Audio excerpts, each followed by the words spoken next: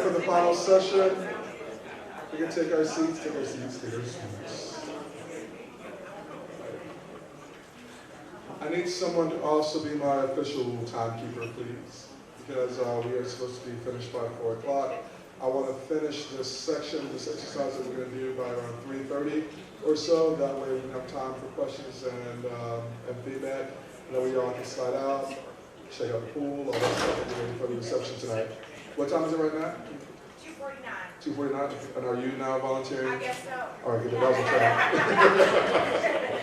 See what I did there, y'all? That was good. 3:30. All righty. 3:30 cutoff time? 3:30. 3:30. So if you will, give me like a 10-minute warning. All that. All right. If you can see if there's anyone else outside there who's going to come in, if someone can put their head on and let them know to come in. This last part is interactive, so I want to make sure that everyone gets a chance here. So, as I mentioned to y'all during the first segment, think of this not as sort of individual sessions, but think of this as almost like a set of steps leading up to a door, right? So the very first one, we talked about the power of the black vote, and really want to emphasize a couple of points. One, that, again, as the slide said, we can change Florida. Then number two, understanding the numbers. And then number three, understanding that, if y'all recall, that the messenger and the message matter. The messenger and the message matter. That we don't need to run away or be afraid of being Democrats, being progressive, electing and nominating the best person, and we don't need to operate out of fear. I cannot drive that point home enough. Again, we've done that several times for several cycles here, and we want to make sure we avoid operating out of fear. And I think we all agreed in the first session that looking at 2018, looking at what we're seeing and hearing out here, that in 2020, Republicans are going to be motivated. They're going to come out and vote. It's even though there was a Mueller report, even though there are all these other things there, we know from the rallies this week, kickoff, and all that, every data point shows us that they're going to be extremely motivated to vote. So it's our job to influence our spheres of, or to maximize our spheres of influence.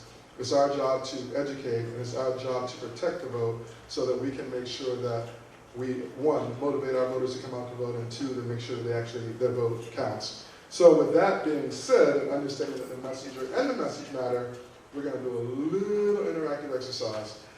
The point of this exercise is, rather than me standing up here dictating to you what I think the message should be, we actually want to build, like we did earlier, we were working on an agenda for DBC. We also want to build from the floor up our messaging for the next year and a half or so. So what I did is I came up with about 4 different scenarios with different persons, fictitious persons from across the state, who have different issues. And what we need to do, and what you're going to do in your subgroups here, is we're going to take the time to understand who this voter is, what motivates them, and what we should say to get them to vote. That's phase 1. Phase 2, once that is done and we take all the information back, we're going to look at the commonalities between each group or each person, each profile, and the message points to see if we can develop a cohesive message that will help us appeal to as many voters as possible across the state. Right. So with that being said, we have a good turnout here today. I'm really glad about that. So what we're going to do is we're going to start right over here with the countdown. So we'll go 1 through 8. So we 1, 2, 3, 4, 5, 6, 7, 8. And then after 8, the next person will go 1. So we'll go all the way through this row. Then we'll get here, go through there, then we'll go over there. So 1 through 8, please remember your number. Please remember your number. All right. 1, 2. Right over here. No, 3, sorry. Okay. 4, 5, 6, 7, 8. 1, 2, 3, 4, 5, 6, 7, 8. 1, 2,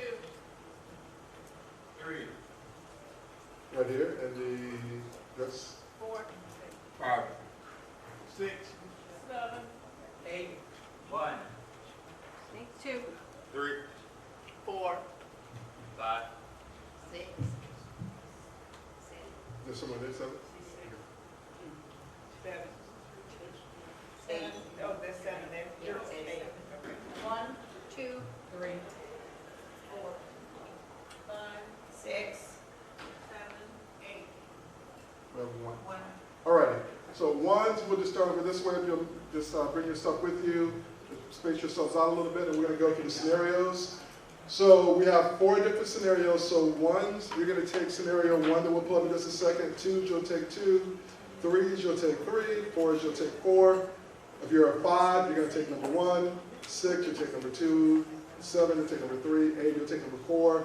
And then we're going to go over those in just a moment. So if y'all just go ahead and get together all the ones. We'll start with this way. The ones make your way around. 1s, 2s, 3s, 4s, 5s, 6, 7, 8. You can get together. But he wants to vote in this election. You've got to come up with why he should vote and why he should vote for each one of these candidates. And he lives in the Panhandle. All right, you guys can start talking about yourselves once you have your scenarios. Groups 3 and 7, raise your hands. 3 and 7. 3, where's 7? 7 and where's 3? Oh, y'all together. Okay, cool. All right, we have a New Floridian, groups 3 and 7. I like how that worked out. A New Floridian, that's the scenario. LeVar is a 39-year-old father of 2. All right, he's also married to an attorney. LeVar is originally from New York. Y'all getting this over there, 3 and 7? He's originally from New York. He and his husband live in Orlando. Combined, they average about $300,000 a year. But also, they combined have about $250,000 in student loan debt from school. They own a home, drive 2 nice cars, and have their children in private school. And one of their children has special needs and requires frequent visits to a specialist for care. LeVar is a registered Democrat who voted for Obama both times, once when he lived up in Michigan and once in Florida, and Bill Nelson, but he also voted for Marco Rubio. All right, so you got to convince LeVar to vote and to vote for your candidates. So that's New Floridian, again, groups 3 and 7. There's LeVar, he's 39 years old. He has a husband. They make good money, but they also have a whole lot of student loan debt, $250,000 between the 2 of them. They have 2 kids, one of them has special needs. All right. Scenario 4. This is for groups 4 and 8. Groups 4 and 8. We call this a state employee. Stacy is in her early 50s and lives in Orange Park. Her husband recently passed away. She is a state employee who has a child in college. She is a presidential-only voter, meaning she voted for Obama in 2008, but she voted for Romney in 2012, and so she skipped the 2010 and 2014 elections, and she voted for Bernie Sanders in 2016. Excuse me. I know he told you guys to go ahead and start talking, but let me do this. Let me get y'all to be quiet so that they can get their scenario, because everyone's talking and they can't hear what their charge and mission will be. Great call. I apologize. All right, sorry, really quick. Scenario 4, state employee. Stacy in her early 50s. Her husband recently passed away. She has a child in college. She is a presidential-only voter. So she voted for Obama in 2008. She voted for Romney in 2012. And she voted for Bernie Sanders in 2016. She skipped the 2018 primary, but is planning to vote in November. So now this gives you some clues to how Stacey thinks and how she feels. She voted for Obama in 2008, Romney in 2012, but Bernie Sanders in 2016. She's a state employee. We all know how the state treats state employees, right? So she's a state employee, she has a child in college. She skipped the 2018 primary, but she's planning on voting in the 2018 general for the first time because she tends to be a presidential-only voter. So convince her that she needs to vote, and she needs to vote for each one of the candidates that we outlined. All right, and so for each group, once you finish your conversations, I want you to come up with 3 reasons for each candidate. So not 5 or 7 or whatever, but 3 reasons to vote for Nelson, 3 reasons to vote for Gillum, 3 reasons to vote for Nikki Fried. All right, go ahead. You have 10 minutes. Where's my timekeeper? All right, so it's time for 10 minutes.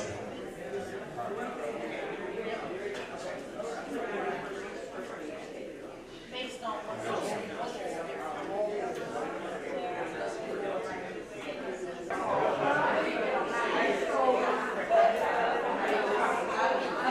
All right, about 30 seconds to go. 30 seconds. It's the longest 2 minutes ever. About 30 seconds to go. 30 seconds.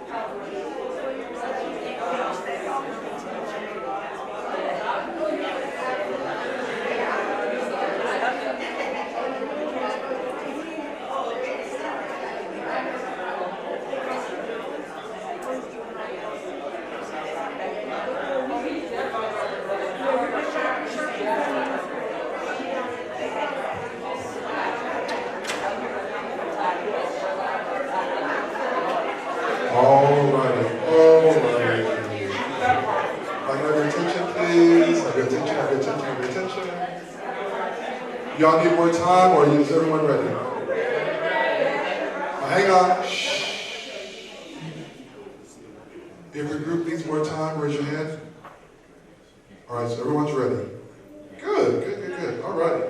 So what we're going to do now is we're going to go by scenarios. So we're going to do groups 1 and 5, 2 and 6, 3 and 7, 4 and 8 in terms of reporting. And what we're going to do is you want to keep your talking points short, succinct, so I'm going to do a little shorthand up here. And we're going to do it, I'm really curious. There are 2 things here. So having 2 groups tackling the same scenario, we want to see how you approach these scenarios. So keep your talking points. Get no more than 3 points. We're going to try to keep them succinct for each candidate, or for each campaign, Nelson, Gillum, Freed. And then after that, what we're going to do is we're going to look for commonalities and see if we can actually develop a message that will work for all types of Florida voters, regardless of where you are in the state. All right. So group 1, who is your reporter? Group 1. All right. You want to stand up and actually give you the mic? And if you will, you can just pass it to the next one, and I'll just.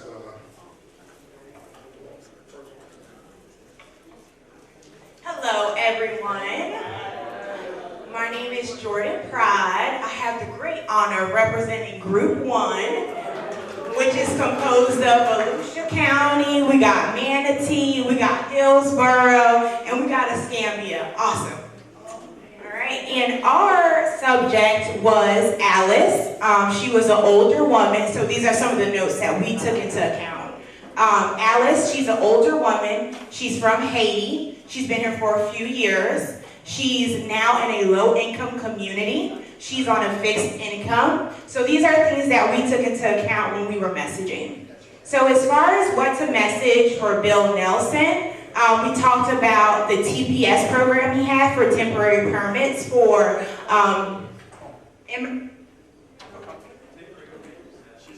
temporary protective status, excuse me, not permit, temporary protective status. And as of right now, we know we could use that for a couple of different groups of people aside from Haitians. In addition, we talked about his work in support of Obamacare. That's hugely important, as well as his many years of experience as a senator. As for Gillum, we talked about his upbringing as a child. I think he can wholly relate to Alice and, sorry, I'm really bad. Just talk.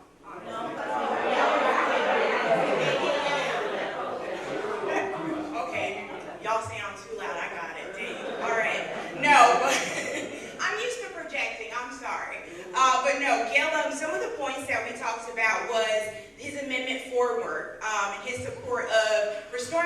of returning citizens as they come home back to society. That's hugely important. We talked about him wanting to raise the wages for teachers. As was mentioned earlier, Alice is concerned about her schools in her areas. We know when teachers are empowered and they're benefited with the wages that they deserve, there is a trickle-down effect to the children of that school. In addition, he also, sorry, there we go again.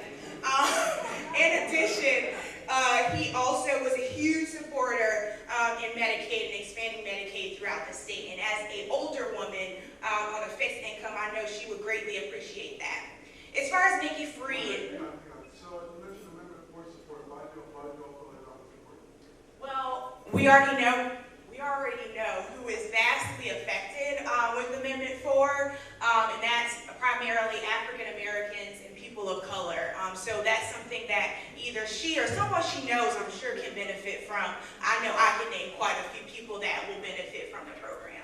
What is her background that you don't pull it out support? So she's Haitian, she's Black as far as our book goes here in America. She has grandchildren as well, so she has a stake in the future and what the politics are. Safety in the community as well. And I feel like when returning citizens are empowered with their rights and return back to society as real citizens, then I really believe their percentage of recidivism decreases as far as ending up back in jail. All right, Nikki Freed, our agricultural commission. Some of the things we talked about as far as what she actually does, I know a lot of people don't really realize some of the jobs that our agriculture commissioner has, and some of the things she has control over. So some of those things are food stamp benefits, background checks as far as guns go, and I know that will be hugely beneficial for her with children in school. Also, credit card scammers. So we know who is greatly affected as far as credit card scamming goes. That's low income, that's elderly, that's people of color.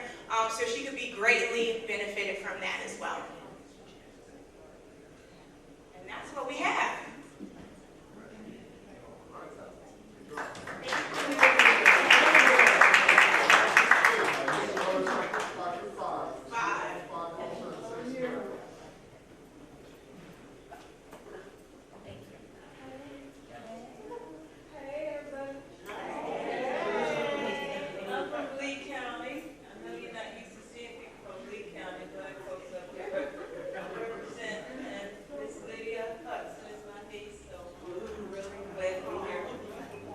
People in our group who are from Osceola, Santa Rosa, Orange, Hillsborough, and Broward County. So we're pretty represented across the board.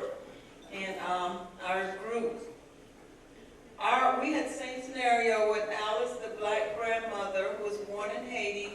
She's a retiree who has been a national citizen for several years now. And she only goes to presidential elections. She voted for Gwen Graham in the primaries, and now she's trying to decide if she wants to vote again. Her neighborhood is transitioning, and crime is increasing. To begin with, we looked at Gillum's approaches and why he would be attracted to her. One of the first things that someone said was that he would have a lot of things in common with her because he has a Haitian background. He is supportive of immigrants and believes in the promise of America, that this is a country that is made up of immigrants. While Alice has been a citizen for a number of years, under the current president that we have, Alice might not be able to get back in the country. She decided to go visit her relatives in Haiti. So being concerned about immigrants, we would like to, let people know that the borders will be open and you and your family can come and see each other and without fear of being turned away. That would be something that Gillum would have supported. He is sympathetic and aware of issues that affect minorities. He's from that area, so he would be particularly sensitive to the kind of climate that she would be living in. He's strong support of education and career training, which her grandchildren would be needing for their future. He also supported fair and equitable housing, which would be important, especially since her neighborhood is transitioning and it might not be as safe as it used to be and it's declining. We would also note that he would want to maintain Obamacare, and as it is with improvements, and as we know, he also supported Medicare for everyone, which means that there would be insurance for her grandchildren under a Gillum administration. Reasons that she should have voted for Nelson would have been his strong interest in protecting Social Security. As we know, many Republicans want to privatize the citizen. They're constantly talking about it, running out of money. But he wanted to expand Medicaid and protect Medicare as well and strengthen Obamacare. For Ms. Freed, she supports gun control and improved licensing and background checks. An issue that's very important to a grandmother raising children who wants her children to come home from school, since we have so many issues with school shootings nowadays. She's also against giving guns to teachers because she didn't think that that was something that teachers were qualified to do as instructors, and that it might not improve the safety of the school community. She also supported food from farms to schools to improve the quality of the nutritional food that was being presented to our students in school. And she supports clean environment. So that's what we came.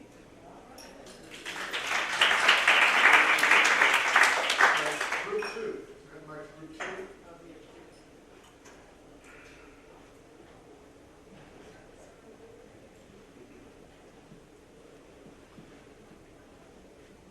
Good afternoon, everyone. My name is Duke, and I have the privilege of speaking for Group 2 at the moment. We are represented by Hillsborough, Manatee County, Brevard, and of course, Duval. I had to do it, I'm sorry. So our scenario consisted of Mario. Mario is a 22-year-old African-American college graduate from UCF. He left college to go back to Pensacola, where his parents retired from the military. So he wanted to be close to them, so he went back to Pensacola. He is an aspiring entrepreneur. He wants to have a tech startup. And he is an NBA. This will be his first election that he can participate in. So one of the first things that we talked about, we started off with, it's going to be important for him to register as a Democrat or register to a party so that he could possibly be involved in the primary setup. So for Senator Nelson, we came up with, Senator Nelson is a veteran. He understands what it's like to go through the VA system, so he can relate to the parents, which he would probably be a strong advocate of whatever his parents may need to go through. Senator Nelson was also strong on protecting Social Security, something he may need to go through someday, especially as a trying to do a tech startup, and for his parents as well. And Senator Nelson is also an advocate of Medicare and supportive of Obamacare. Why is that important to Mario? Well, starting your own business, you don't have to need health care. So, of course, Mario is going to need health care, especially once he reaches the age of 26 and has to get off his parents. All right, let's talk about Mayor Gillum. Mayor Gillum appealed to a lot of millennial candidates. He was born and raised in Florida, in Miami, went to Florida A&M, so he understands what it's like as a black man in the Panhandle. I don't live in the Panhandle, but I've heard different stories about how it is over there. So he was the mayor of Tallahassee as well, so he knows what it's like in the Panhandle and where Mario went back to. very supportive of putting more women and minorities into jobs. So of course, trying to start your own business at 22, you may not have all the right things to start your business and get off on your feet right away. So finding a job would be really important to him, especially as a young college graduate from UCF. So putting him to work right away would be very important to him so he could get the money to start that tech business of his. And of course, expanding Medicare was important to Mayor Gillum as well. So we already discussed why that's important. And last but not least, Ms. Nikki Freed. She was very supportive of medical marijuana. I'm not sure what branch of service his parents went, but maybe that's something that they would need for PTSD or anything else. Nikki Freed was born and raised in the Miami area, so she's also a Floridian. She was big on consumer protection, so why is that important to Mario? Mario wants to get into the tech industry, and one of the big scams is if you look on the gas tanks or the gas pumps using Nikki Freed's face all over the gas pumps, because there's big scams, credit card scams going all across the United States, but at the gas pumps. So that may be important for him as a tech startup, if he can figure out something along those lines, so she may be supportive of that down the road. And the environment has been very huge because the millennials are going to be the ones to inherit what we leave behind. I'm on the cusp, I'm Generation Y, so I'm in there. So the environment's huge, and Nikki Freed has done a lot to support the environment in Florida, being with the algae. She's also big on gun safety, which I think we discussed earlier. That's all we have. Group six, same scenario, group six. Hello, everybody. I'm Michelle. I'm also part of the Lydia clan. That's my sister, my older sister. I'm Hillsborough County. Our group was Hillsborough, Santa Rosa County, Duval. Live on the best side. Also, Citrus County and Pinellas. So we had a cross mix of different counties and different perspectives. Now, of course, we had also had Mario, and you pretty much just stole my thunder with that.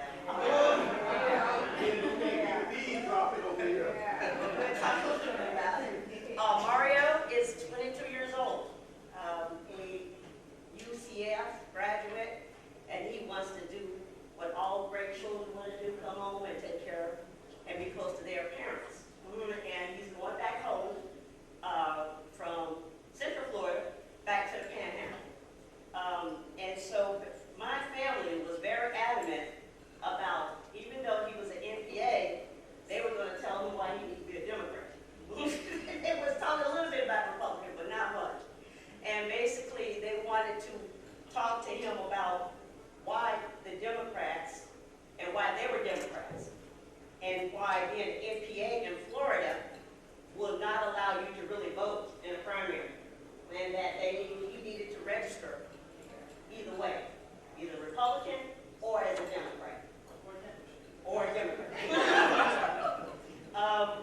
My family also wanted to tell him that from the state level in the beginning, that the Democrats were the ones who were starting the programs to help people, to be the filter. And the first thing our family wanted to talk about regarding Nelson was that Obamacare would allow them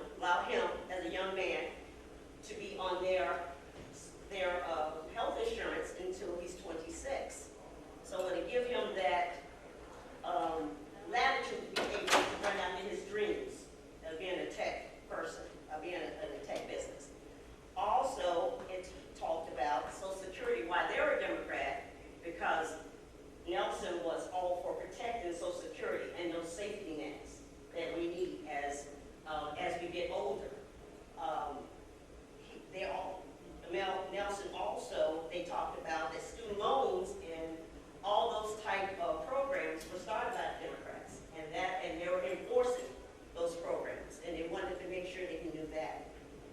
At the state level, for Gillum, he was a younger man, and he was a person who was forward-thinking, that he pushed climate change and why we understood science and why he was all for the environment, and that broadband is important to him. In Florida, he wanted to expand broadband, and him being a tech mogul, he wanted to make sure that we had those broadband and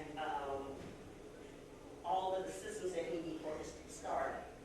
Also, grants that were out there for Gillum was all about grants and having monies available for small businesses and startup businesses, and that he would need those things in order for him to get started.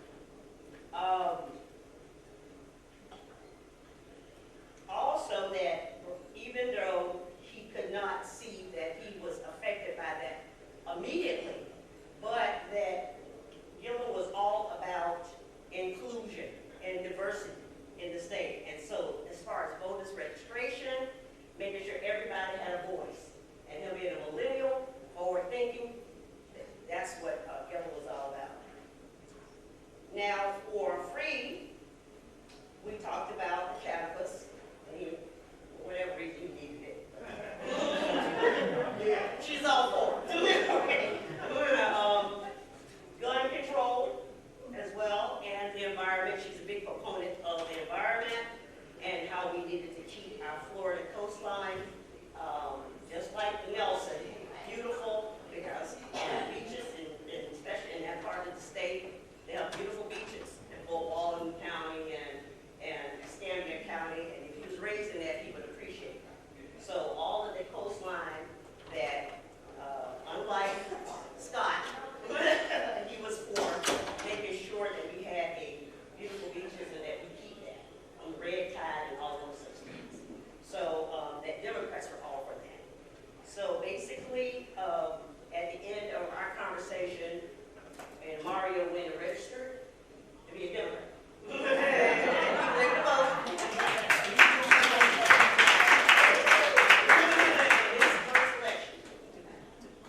Good job, good job. So you can, group three, raise your hand.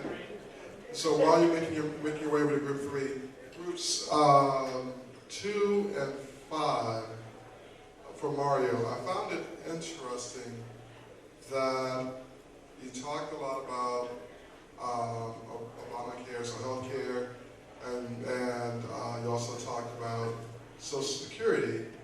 But in the case of Nelson, neither group talked about the SBA. Mario is 21, 22 years old. He wants to have a start. He wants to have a tech startup.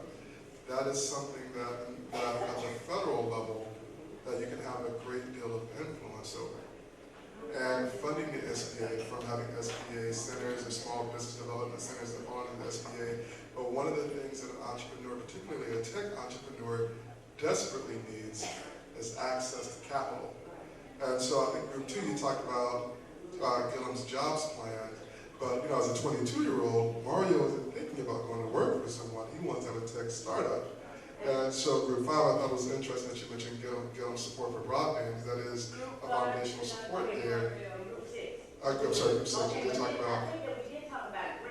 And you did. So group 2 didn't, group 6 did for under Gillum, but neither group on the Nelson side talked about the SBA or the SBDC. And so I'll only bring this out. You guys did a great, fantastic job.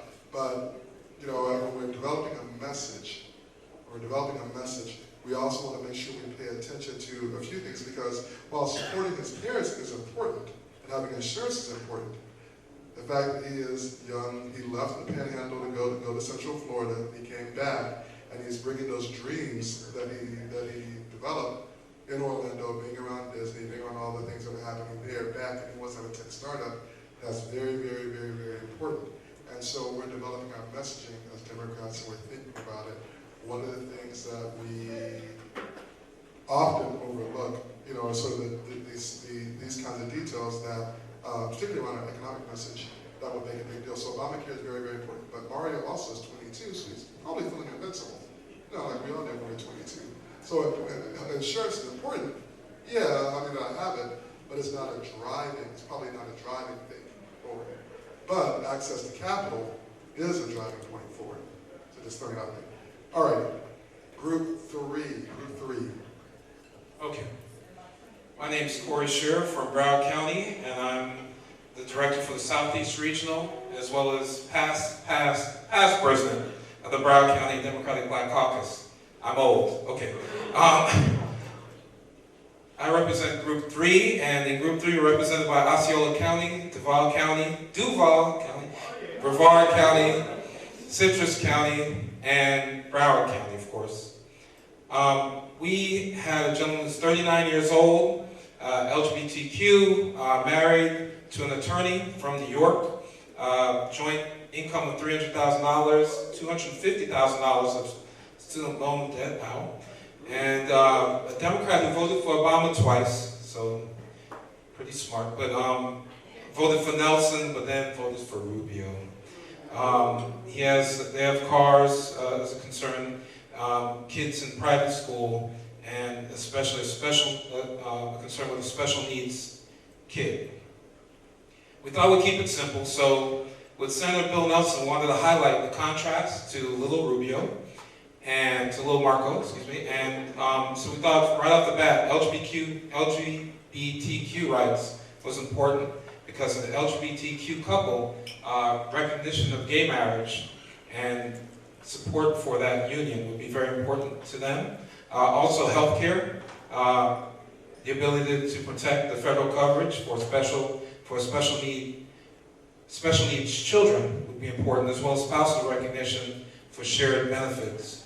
Number 3, student loan debt. We thought, obviously, with that $250,000, loan forgiveness legislation, of course, would be very important to them. And of course, all of our Democratic legislators in the Congress support that. Moving on to really Gillum and Nikki Fried, we kind of took that as a combination. Gillum's fair share for Florida's future, that overall umbrella of ideas, obviously very important.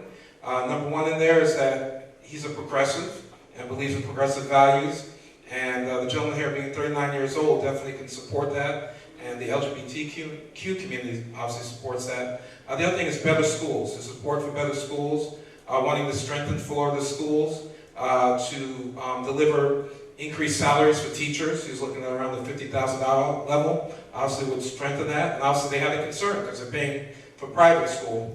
And then the other thing is to protect the environment. His idea of future Florida and being forward-looking, obviously to 2 wonderful parents. That would be something that would be important. Nikki Fried, really, the idea is really it's a joint group package, right, with Gillum and Fried, that she would work with our Democratic governor, right, that we should have, even right now, if life was fair. But next to that was also her ability to protect the environment, which is important to any parent, and obviously anybody else who's still living, right? That's almost every voter. Her ability to promote banning offshore drilling and to protect the wetlands and limit the stranglehold of big sugar. Very important there. And then school safety equals gun safety. Her support, as well as Gillum's support of the assault weapons ban and stronger background checks, obviously would help both private and public schools. And so we saw that that would be actually really a tandem deal, right, that we wish we had right now. So that's pretty much it. Thank you.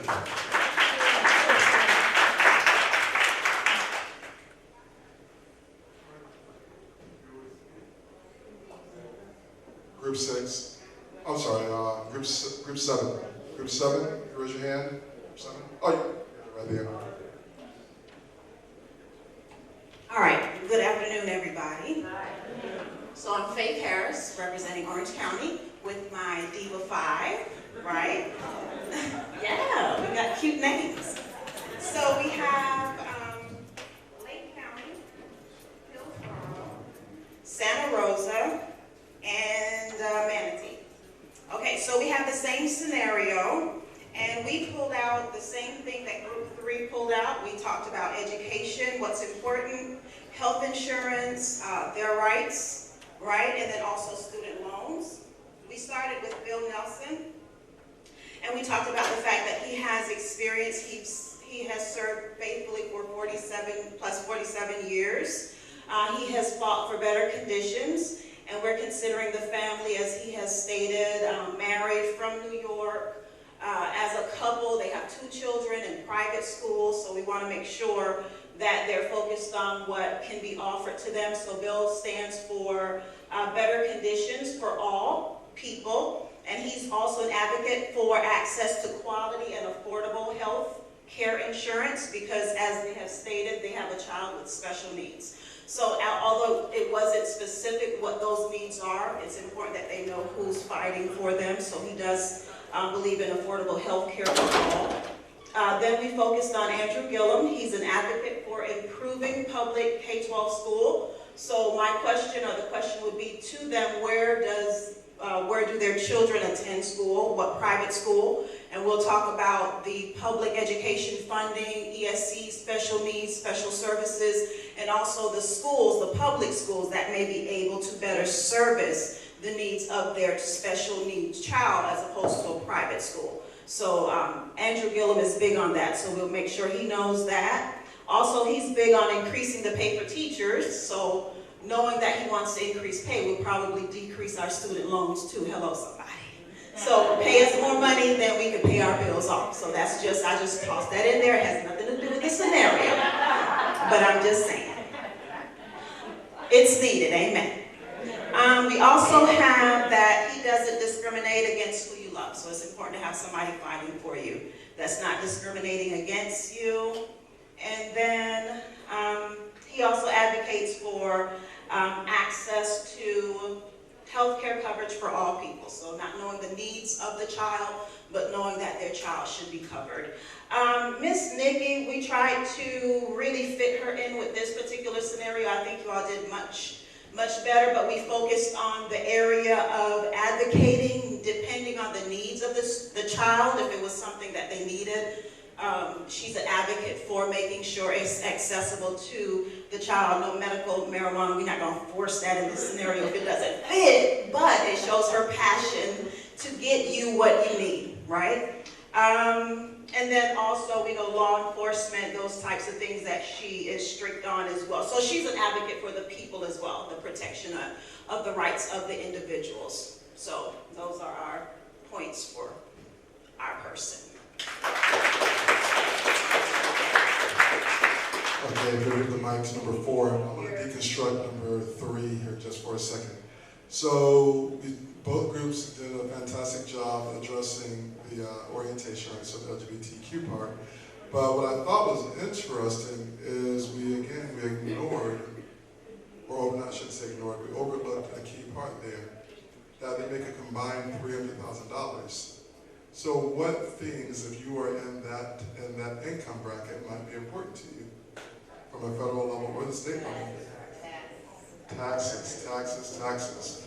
And so when you're talking about the Bill Nelson side, one of the things that that Trump and Republicans always talk about is lower taxes, lower taxes, lower taxes.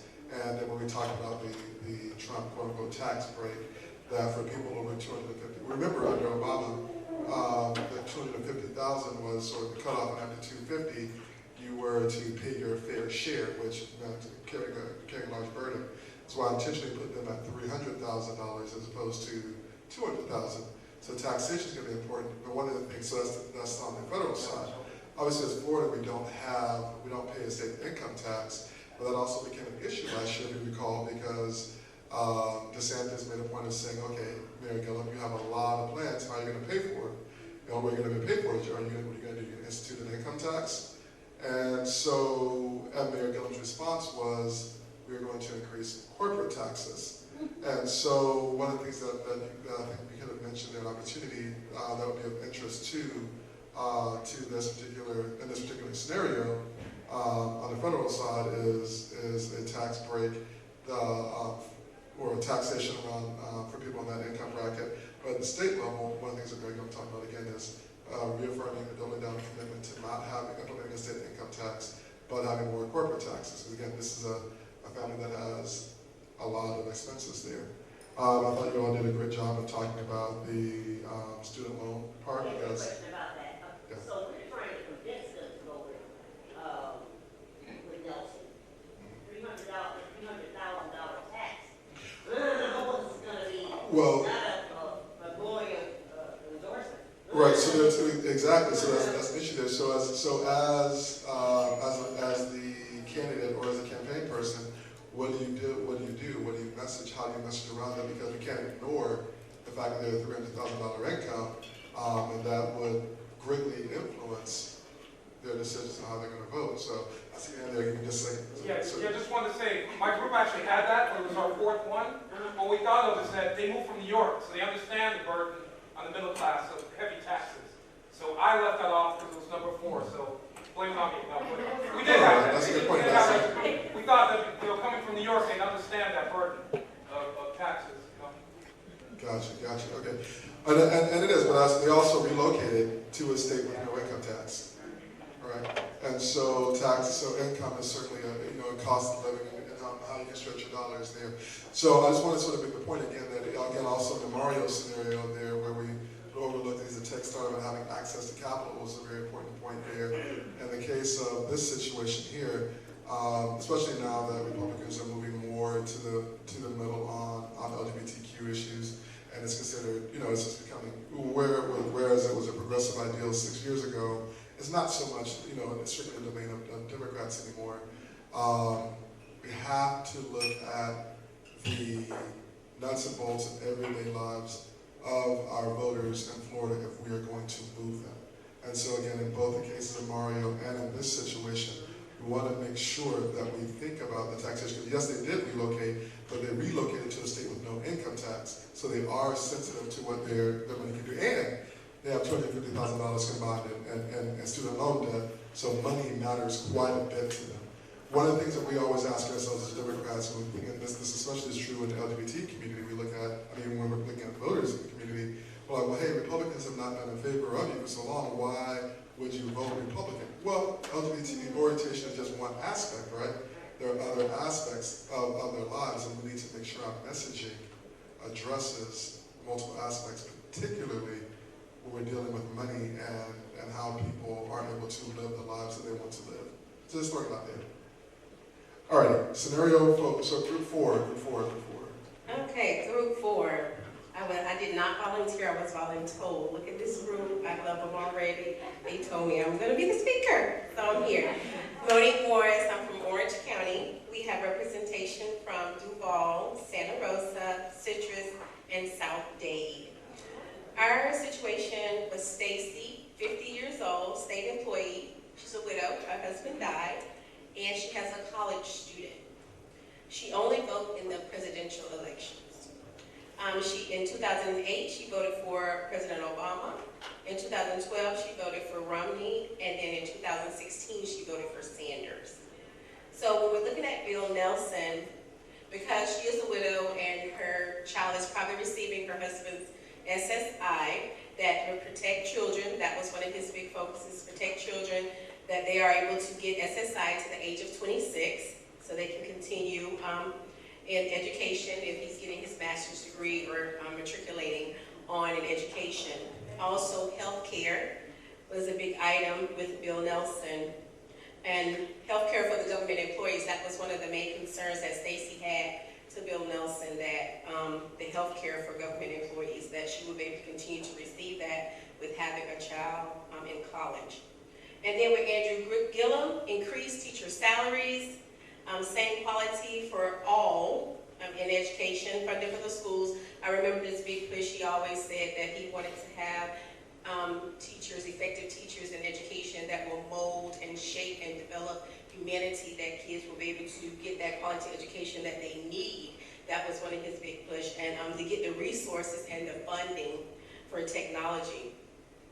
Also for the colleges to decrease the student debt, so that they're able to, a college student, his mother's widow, that he's able to get that funding. Also to enhance early childhood education, so as they continue to go on in their career. And he always said that education, being a teacher was the most difficult job on earth. So he wanted that to be a main focus. Also, with Nikki Freed, increasing the farm share program, accessibility to fresh fruits and vegetables for the families, also to people that needed the aid or have access to medical marijuana, and the environment, protecting our beaches and not to allow the overdevelopment in those areas, and also the oil drilling. So we had a lot of duplications about the same thing that everybody believed in. We were talking about the 3 different ones, but that's what we have.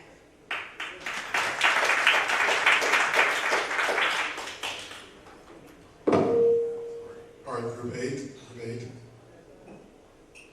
You are straight back, yeah.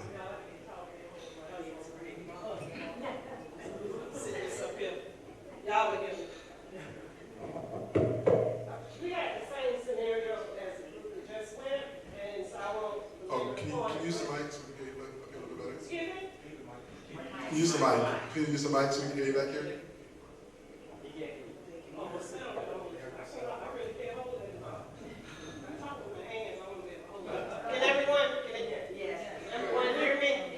Okay, like I was saying, we have the same scenario that they just went over. It's loud, isn't it?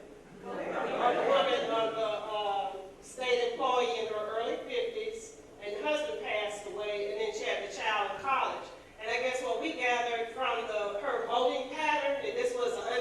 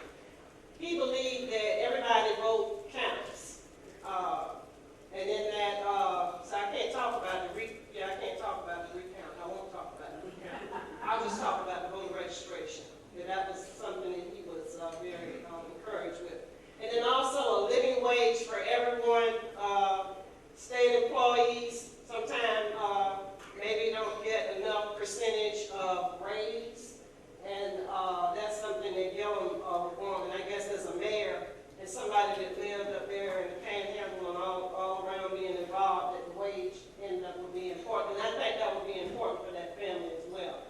The last person was Freed, the agricultural commissioner. Our first issue was consumer protection.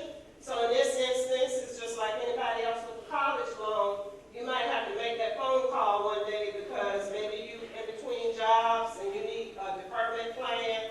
And maybe they're looking at come send you one of those little letters that they send people to be ready to take it out your paycheck. Or with this consumer protection that you would have, the mother would have for her college student.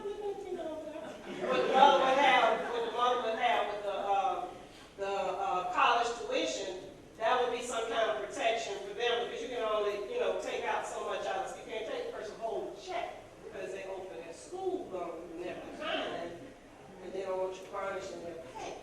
All right, so she supported that. She also supported medical marijuana. For this person being 50 years old, that might be something she would need for the future for her health concerns. So we thought that would be a good issue for her and one that Reed supported. And then also, again, she supported the Fourth Amendment, but she also supported that full background check, and that would be important to the mother and the child because it's gun safety. It'll be important at the home, and it'll be important at the campus. So those were the things that, and I felt like we had a lively discussion at our table. Yeah, very good.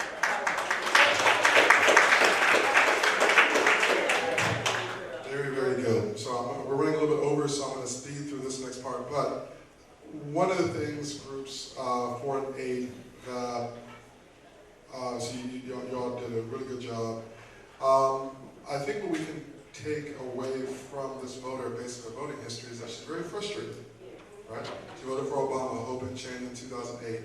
Then she turned around and voted for Romney in 2012. Meant that she was expecting something and didn't quite get it. And then she said, all right, in 2016, I'm going to vote for Bernie Sanders, right, who had a solid message on a lot of points. And I was waiting, and you already know on the list, Group 8, I was waiting, and you guys got to the living wage part. So here's what we know, and I intentionally left out information about her husband, but what we do know is that now she's a single mother, and that she's responsible for a child who's in college.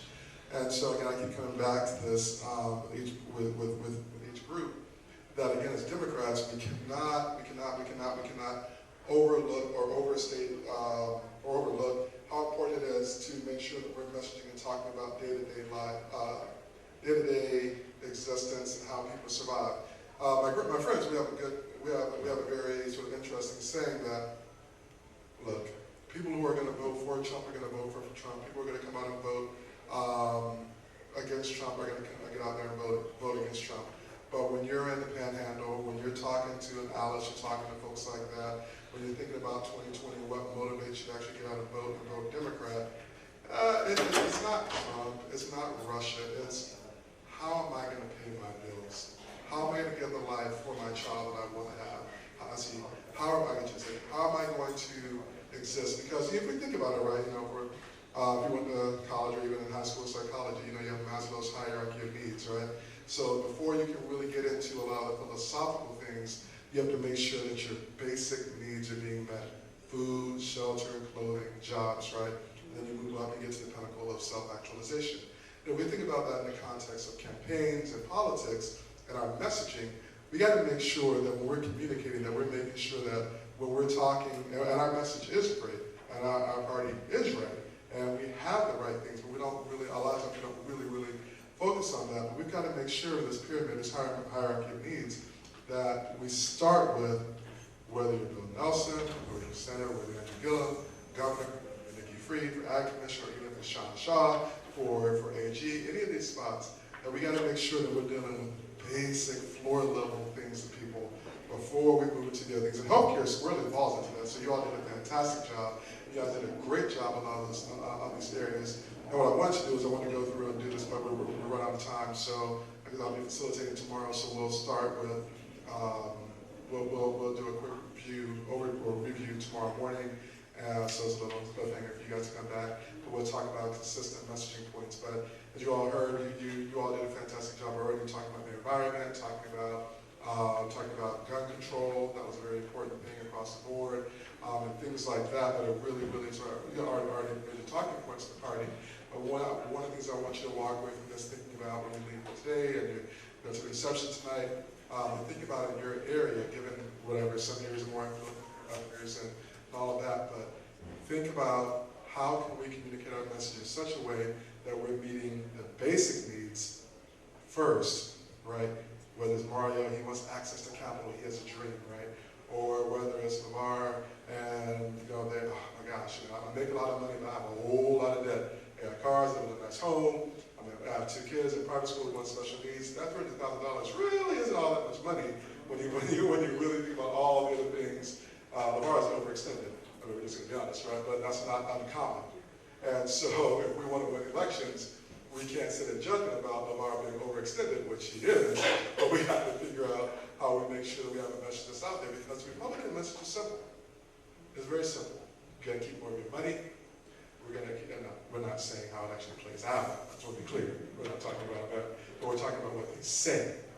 You're going to keep more of your money. You're going to stand in your lives, and your individual rights are going to be protected. Again, we're not talking about how it actually plays out. We're talking about the message, right? When we think about the current occupant of 1600 Pennsylvania Avenue, he doesn't talk in long, flowing sentences, right? It's very simplistic.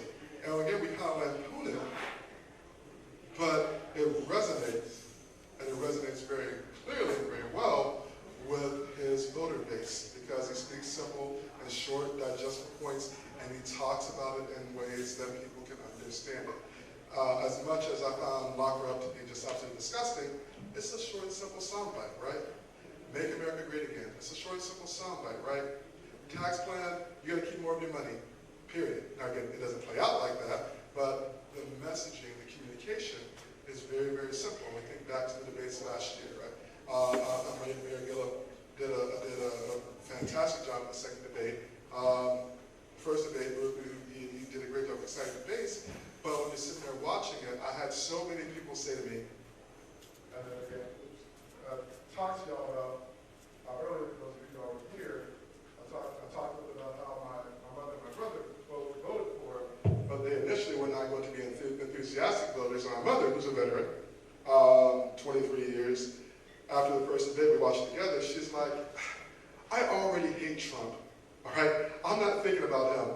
What I am thinking about is, what am I going to do with this homestead exemption for me, right? I'm thinking about what are we going to do for, for your nieces and nephews, Fred? What are we going to do this and that? She said, I don't want to hear about Trump anymore. I already know he's bad. Tell me what you're going to do for me. I was like, that was interesting. And so I thought, well, Mom, you're just in a bad mood. And as I was going to Tallahassee, I heard a lot of other people say the same thing. Wow, it was great. It was great feedback. You made for great social media, like a lot of likes and retweets. But at the end of the day, after the first debate, a lot of people still felt like, I don't know what your governorship is going to mean for me and my day-to-day life. And he had a fantastic plan. He had a robust policy. And he did a much better job in the second debate and so on and so forth on that. But as looking forward to 2020 and thinking about and understanding your individual communities, when we're building this cohesive message, when we're building the action items and the agenda going forward, we're going to need your input and get you thinking about what can we say and how can we do things where we meet the basic needs and we meet people where they are. Again, go back to this presentation, if they're barbershops, if they're beauty salons, if wherever they happen to be, and how do we do it in the message? Guess what? In the barbershop, the conversation is very simple. It's very, very, very simple. And so our talking points have to be similarly simple, and they need to resonate in the barbershop. They resonate in the barbershop, they'll resonate everywhere else. So with that being said, I know it's after 4 o'clock, we have the reception tonight. I want to say thank you all for being so great today. It was fantastic. I hope this was useful for you.